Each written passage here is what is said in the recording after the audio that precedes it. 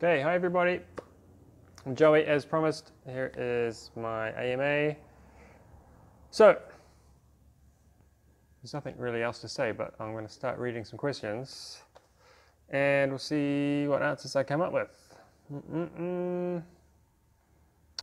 I mentioned in my last video, I think it was my last video, applying silicone with your finger and how when you're doing caulking, like when I installed the kitchen, I said it's best not to use your finger for silicone. So just to clarify a little bit, I always use my finger generally when I'm smoothing off like what we call no more gaps, which is just an acrylic sealer, gap filler. That's fine.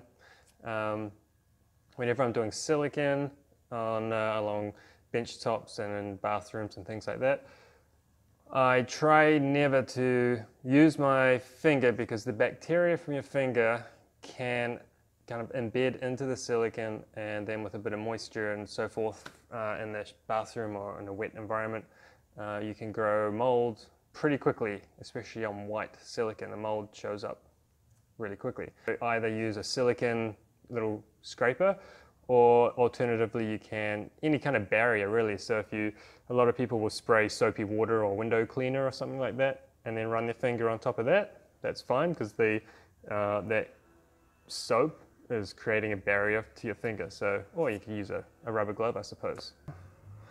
What's my favorite wood? Haha, I have no idea. Well, walnut really does machine very nicely. So that's going to be up on the top of the list. Quarter-sawn oak is super nice. French oak, quarter-sawn French oak, I've just been using some, and that is super nice. Even the rays, the medullary rays, can be pretty tricky to plane, but anything really dense and that machines and cuts and stays put, nothing that chips out lots. Cedar is very nice timber, but it's very hard to cut cross grain without tear out. Where did I get my leather tool belt from? I'm not sure if I should say. My tool belt is, just a second. Okay, here it is. So I was consulted on this, so I'll say, sorry, hopefully you don't get a gazillion inquiries. Black Star Customs on Instagram contacted me, Dallas, how you going? And said the same thing, where did I get my pouch from?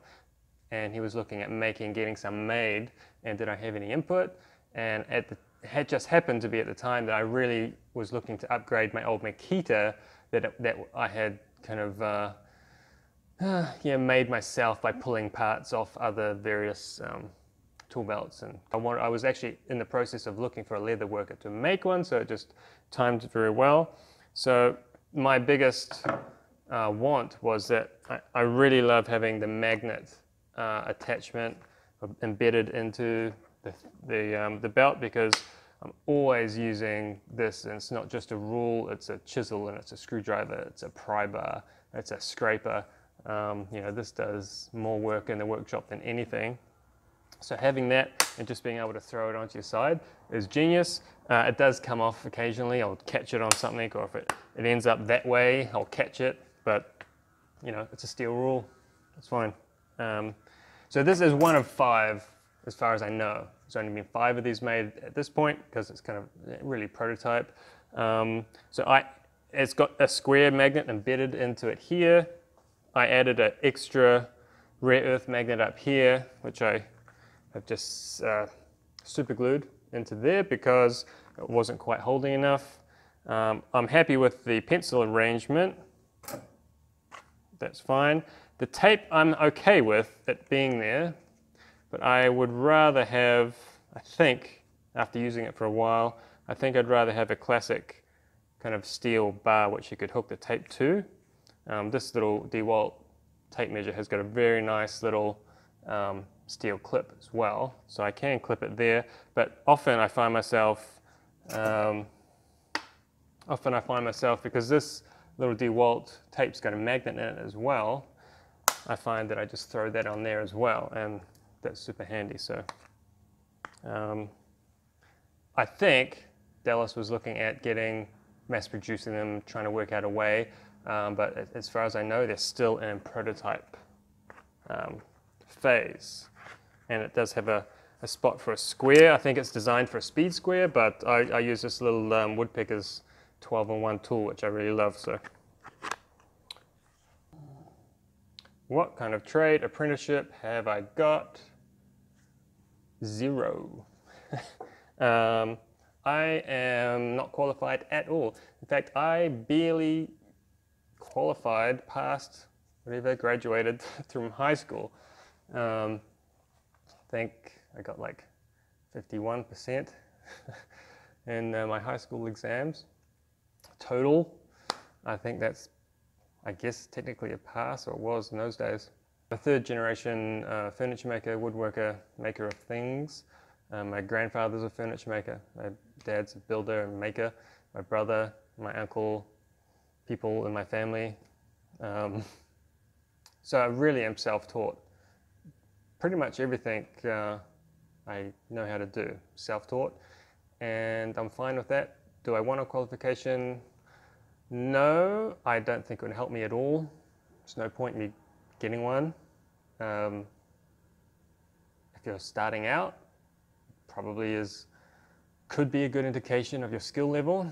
And saying that, I have employed people before and have an employee now, and qualifications don't really mean anything to me. I want to see if you can actually work, because just because I have a qualification or somebody has a qualification doesn't mean that I have any work ethic, and that's really what employers want to see. So unless you're going to be self-employed, having a qualification is a good step in the door, and it seems that everybody these days requires a bachelor of something. Yeah, I'd say do it if you want to do it. In my case, I was fortunate enough to be able to not have to go through that process. How's the plywood floor holding up in my bathroom? Just fine. In fact, it looks exactly like the day it went down. Really, really perfectly, as does my bath. There was another question here about my bath. That is holding up perfectly. It gets used every night, or almost every night, my bath, and there's also water splashing. My 3.5-year-old splashing water, and the floor is looking perfect. Interestingly, we put the same floor in the dining room area of the house and the kitchen area, and it's not holding up so well there, mainly because of the amount of use for scraping of chairs in and out. I did put felt on my chairs, but yep, kids' toys, little toy tricycles doing donuts in the kitchen. It's not looking stupendously nice. Any equipment tools for the shop that I would like, but I don't have? Sky's the limit, I suppose. A 4-sided planer would be nice. Feed in a rough piece of timber and it comes out square. That would be brilliant, but do I need one? No. Would it speed up my work? Yes. Is it really expensive? Yes. Maybe a bigger thicknesser would be nice. I've got a 15-inch thicknesser, and I think 20 would be ideal. But it's not immediately needed. How do I like my workbench? Is there any improvements I'd like to make? Is it still my dream bench? Do I hardly ever use it? I use it every day. Improvements, the only thing really, the tail vise, the end beam that kind of holds the tail vise in place has come a little bit loose. I think the butterflies I put in there have started to come loose. The epoxy maybe has given way, I'm not sure. I would probably rearrange the drawers a little. It's annoying getting to the drawers underneath the vise, so I don't keep things I need all the time in there, so that's fine. If anything, I just make it bigger. It needs to be deeper, because it gets cluttered so quickly.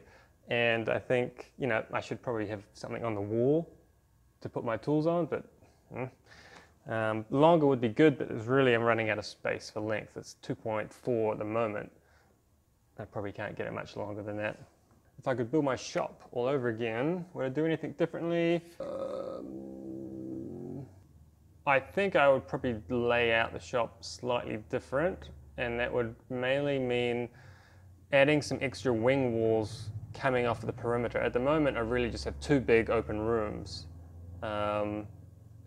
And it's funny, as soon as you put up a wall, a little wing wall or something, that's where you can suddenly lean things and stack shelves. And so I think some kind of design where the machines, like the jointer and the thicknesser, were in their own little bay along the long wall, that would provide a lot more kind of wall space just for hanging things, leaning things, and opens up a lot more options, but it does get in the way. And because my work is so varying, I can't set it up for any one task. So I actually need to be able to shift things around apart from a big table saw. I use epoxy for a lot of my builds. Is it for longer open time? Yes, longer open time definitely for some things. Like I just glued up some doors and absolutely needed the longer open time. Sometimes it's just because my joinery is a little bit sloppy and I'm going to fill any of those gaps with a bit of epoxy. Sometimes I just feel like epoxy is good. It's easy to mix, and epoxy that I use, which is by CRC called Builder's Glue, it's really thick, doesn't run, and actually is easier to use sometimes than regular wood glue. What tool do I want for Christmas?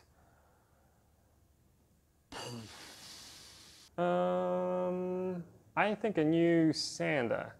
I've been having my eye on the, what's it called? Murtec, I think it is.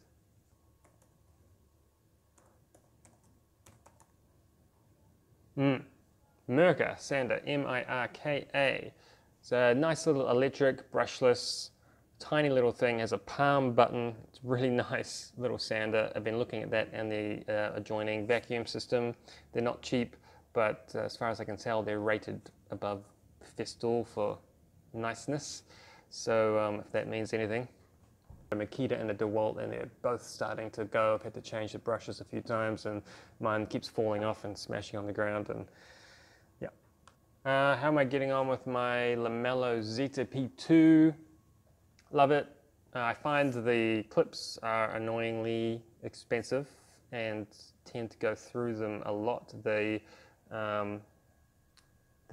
what are they called? The Clamex P14s, if you know what that means, that's the fitting with the cam lever. They work out at about $3 each, and you've got to buy them in either a box of 80 or 300. And you know the price, it's a lot of money. But they, interestingly, when you have them, you use them a lot. They're super handy. I love the machine. Does exactly what you want it to do. It's perfect. And yeah, I kind of bought into the system. I'm going to have to pay for those little fittings, but the time savings are crazy. And if you're in the game of trying to make money out of your furniture or cabinetry, you should probably look at investing in one. Favorite tool brand? Yeah, the tool that gets the job done at the end of the day.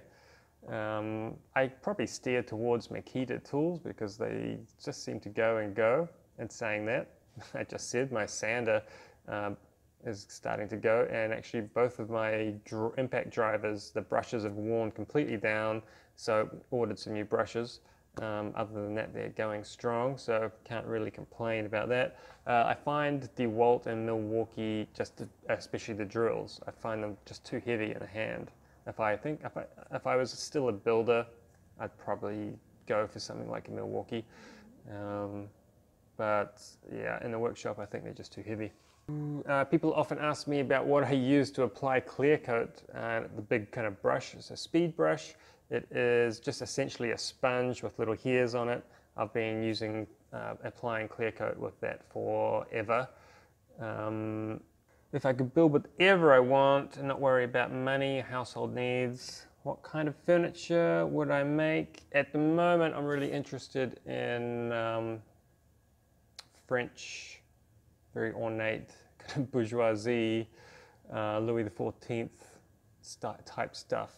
Gold leafing, carved pieces, veneered things, leather. Yeah, I've actually started making a desk. Here's one of the legs, roughly cut on the bandsaw.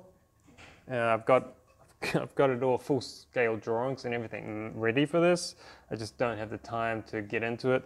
This is going to have gold leafed and carved parts all over the leg, and you know, so this will be like an executive desk at some point.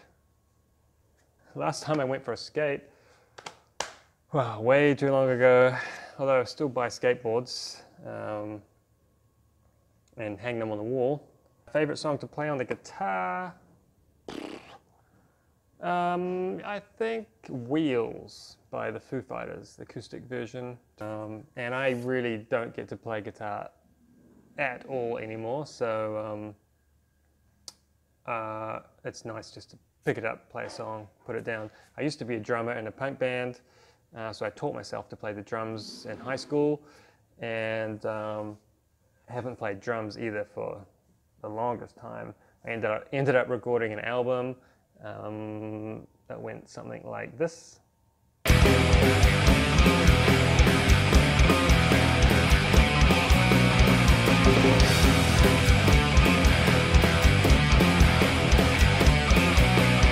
What the fuck is going on? The real talent gets no play on New Zealand Airwaves. Same old shit on every station. Original talent was never developed. There's just too many fucking wolves. Where is money opens doors. Considerations for wood that goes in a wet room. Well, like every room is going to get wet to a certain degree. As long as you don't leave the timber completely unsealed, yeah, it should be fine. Like my bath is made of wood. So it's just a matter of how much sealing and what products you want to use. In a bathroom barn door, you know, 3, 4, 5 coats of polyurethane on all surfaces should be fine. When am I going to come to Staten Island? I think that's in America. What am I well, the one piece of work I'm most proud of? Well, you know, I was very proud of the desk, my federal desk I made. I get to see that fairly often. And now every time I see it, I'm like, why didn't I do that slightly differently? Or I should have just tidied that up. So while I'm very proud of it, I think I could definitely improve on it now. I'm quite proud of the technique that I've come up with, and I don't think it's probably my original idea at all, but it's something that I haven't seen someone else do necessarily. For extension dining tables, where I have a big long sliding dovetail in the actual aprons, and when that works well, it works really well. It's the worst cock up on a job or install. Nothing major, but I was carrying in a china cabinet into a client's house that had a scotia around it, and I managed to tip it over, and the scotia fell through the plasterboard wall. Which isn't major, you know, we could patch up a plaster hole and paint the wall, but these clients were exceedingly particular to the point where we had to wear special little slippers they provided to wear in the house. Everything was just perfect. They were within kind of a meter of us at all times watching what we were doing. So for them it was a major disaster, insurance people on the phone kind of thing. So that was fun. I'm going to show you some photos now. This is a really awesome job I did. I was super proud of it. It's a big built-in set of bunks, all made to an architect's designs. It's all got built-in TV, drawers in the stairs. There's a built-in wardrobe and all sorts of awesome stuff. It's all got a sprayed lacquer finish, and it had to go onto an island off the coast of Auckland. So logistically it was a nightmare getting everything there on site. Everything else you could imagine. The client was super not happy with this job. They said the color was wrong, even though they chose a sample, picked a sample and agreed to it. Even when we held up the sample to the finished piece, they still said it wasn't the right color, and they refused to pay for that respraying, but insisted that I had it redone. Anyway, you could imagine things progressed pretty rapidly, ended up talking to lawyers. At the end of the day, I lost probably $2,000 really, which was the final kind of payment that they owed me, which incidentally is the money you actually get to pocket is always the last kind of 5% of a job. So that was fun. But at the time, and I think really looking back at the pictures, I still really like it. And I think the whole job went together exceedingly well, given all the moving parts that had to go together to form this room full of bunks. So yeah, no one's ever seen that before. How'd I get started in business? Well, I mentioned skateboarding before. When I was 13, I started a skateboarding company, essentially. I started pressing skateboards in my garage. My dad, I said to my dad, I think I've got an idea to make stronger skateboards, because I was always snapping them. Turns out my idea was rubbish, but in the process, I learned how to make molds, made a press, that evolved into getting a custom press made by an engineer, and I was buying in or adding on to shipments of veneers coming from the States. There was one other company pressing skateboards at the time. They were doing way bigger numbers than me. I was very small time, you know, just doing it in the weekends. But it did allow me to essentially have a full-time, part-time business that I ran completely solely by myself during my high school years. So by the time I finished high school, you know, through my high school years, I was getting a really good income. I had no overhead costs because I was living at home, and you know, life was good. And I finished school, had to get a real job, realized that there's no money in skateboards, so that all kind of fell by the wayside. I started a building business once I did my time with my dad, learning the trade. Ended up starting my own building business. I ran 4 builders full time, and that was going very well. I ended up getting cancer, and when I was 27, I had bowel cancer. I had quite a large section of my bowel and appendix removed, and 6 months of chemo. From there, I decided that I didn't want to do building. By that stage, when you've got so many staff, you end up not being on the tools, you end up being in the office, which is no fun. So I wanted to do something I really enjoyed, and that was creating, making things. And that evolved into what I do now, which is essentially making anything as long as it's mostly made of wood. Okay, I think that video is long enough. Hope I answered some questions that are of interest. I've got a cool video coming up of a door build, so stay tuned. Have a look at my Instagram if you want to check out what that looks like. If you're in the market for a t-shirt, check out the link in the description below. Otherwise, I'll see you next time or next year. I'm not sure exactly, so have a good one.